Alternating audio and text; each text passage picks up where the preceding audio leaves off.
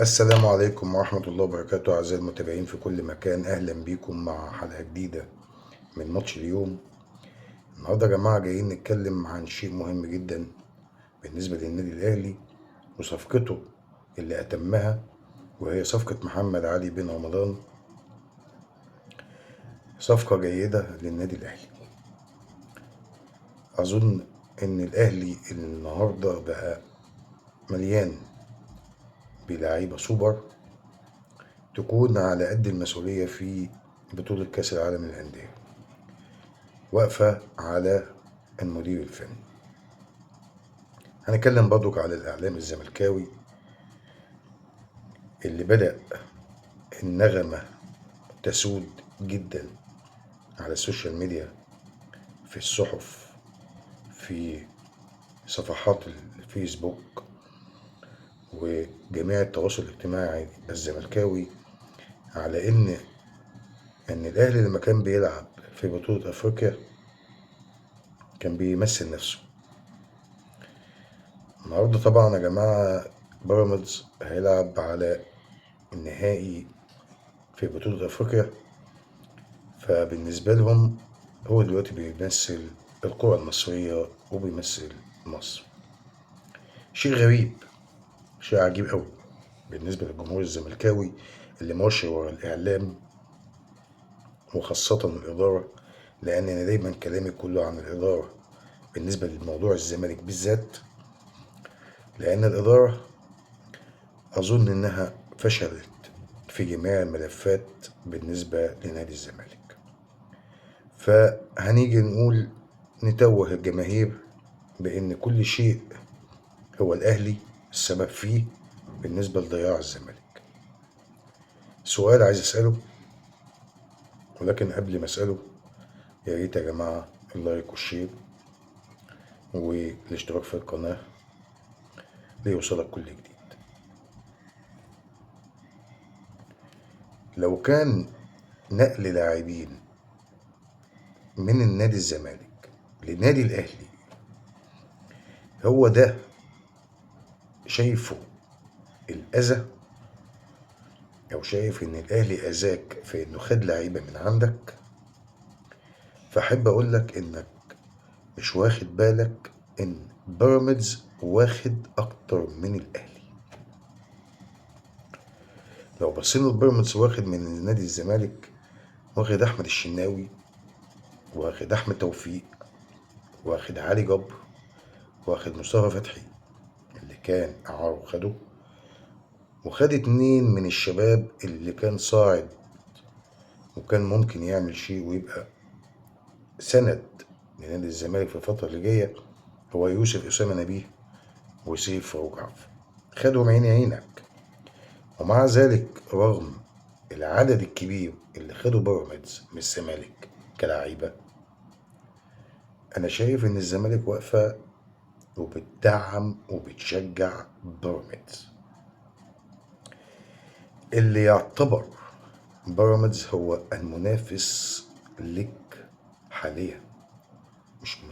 انت مش منافسك الاهلي، انت بعيد كل البعد عن الاهلي. وان كانت في يوم من الايام كنا بنقول ان قطبي الكرة المصرية هو الاهلي والزمالك، اظن ان ما عادش فيه زمالك، وده من كتر الادارة اللي جات وما حسمتش اي ملف، بل بالعكس العين بصة للأهلي وإنجازاته وبطولاته. فأنت مش باصص إنك تحل مشاكل في الزمالك نهائي، لكن بيراميدز هو المنافس لك. بيراميدز هو اللي خد مكانك في جميع البطولات. وعلى فكرة لازم تاخد بالك من نقطة يعني إنك تسيب بيراميدز وما تبقاش عايز تلعب الكاس قبل ما هو يلعب دوري أبطال أفريقيا. لو كان الأهلي كنت وقفت وقلت انا عايز العب الماتش. هل جمهور الزمالك مش واخد باله من الموضوع ده؟ هل انت فاكر انك ممكن تعطل الاهلي عن انجازاته دي؟ لا، الاهلي مش باصص لك اصلا، هو مش شايفك اصلا. 44 دوري للاهلي، يعني انت محتاج 30 سنة عشان تبقى زي الاهلي في عدد بطولات بالنسبة للدوري. حاليا انا متأكد انك ممكن ما تلعبش في الكونفدرالية كمان. بالنسبة لتركك لمشاكل النادي، تركك لمشاكل اللعيبة، وتركك لمشاكل القيد، وباصص للأهلي بيعمل ايه ورايح فين وبطولاته ايه ودخله ايه، مع انك انت اكتر واحد عارف دخل الأهلي منين. احنا بقالنا 23 سنة بنلعب في بطولات وبناخد منها. بالنسبة للأهلي انت فين؟ بالعكس، انت جيت في اخر 3 4 سنين سبت الساحة تماما لبيراميدز ياخد مكانك. اذا في خلال ال3 4 سنين اللي فاتوا هو المنافس لك مش الاهلي، المنافس لك الاسيوطي مش الاهلي. هل جمهور الزمالك الواعي الفاهم باصص للنقطة دي، ولا هي مكايدة فقط لا غير في الاهلي؟ ما هي لو كانت مكايدة للاهلي انت مش هتكسب شيء، ولا هتوصل لشيء، ولا هتحل شيء. ده لو كانت مكايدة في الاهلي. الاهلي ماشي في طريقه، مكمل في طريقه، باصص على انجازاته وبطولاته، مش هيضيع، مش هيبص ورا. يا سيدي الفاضل، سؤال لكل الزملكاوية: هل انت شايف إدارة نادي الزمالك عملت حاجة وصلتك لأي هدف جت عشانه؟ لا. الأهلي عندما يضع هدف أمامه لا يتركه.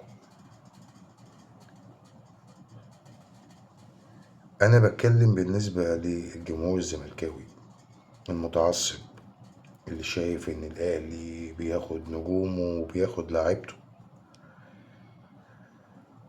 ما جددتش للاعب ده ليه؟ ما اديتش مستحقاته ليه؟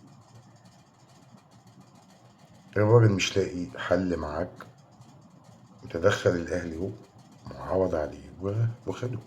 ايه اللي فيها؟ قدر انه في نادي تاني، قدر اي نادي تاني خده. المسألة بسيطة جدا. ما تحطش شماعتك على النادي الاهلي.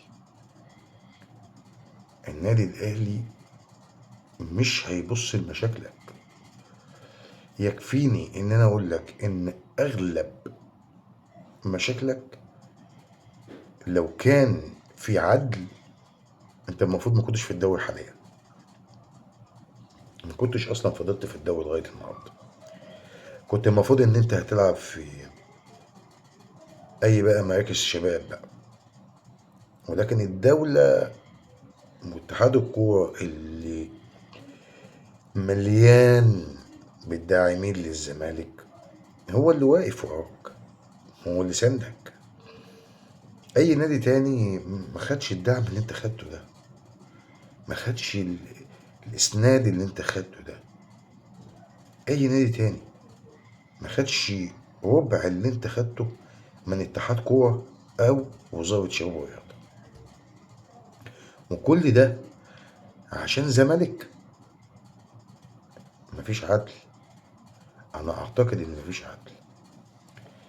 بهنا يا جماعة أكون خلصت الفيديو بتاعي، ولو كنت وصلت معايا لآخر الفيديو يا ريت اللايك والشير واشتراكك في القناة ليوصلك كل جديد، عشان نتكلم بمنتهى الحيادية، منتهى الحقائق، مش تعصب.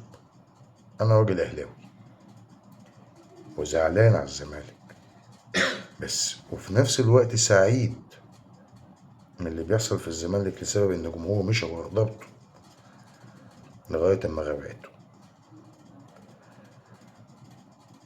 أكون بهنا انتهيت من الفيديو، وأشوفكم على خير إن شاء الله.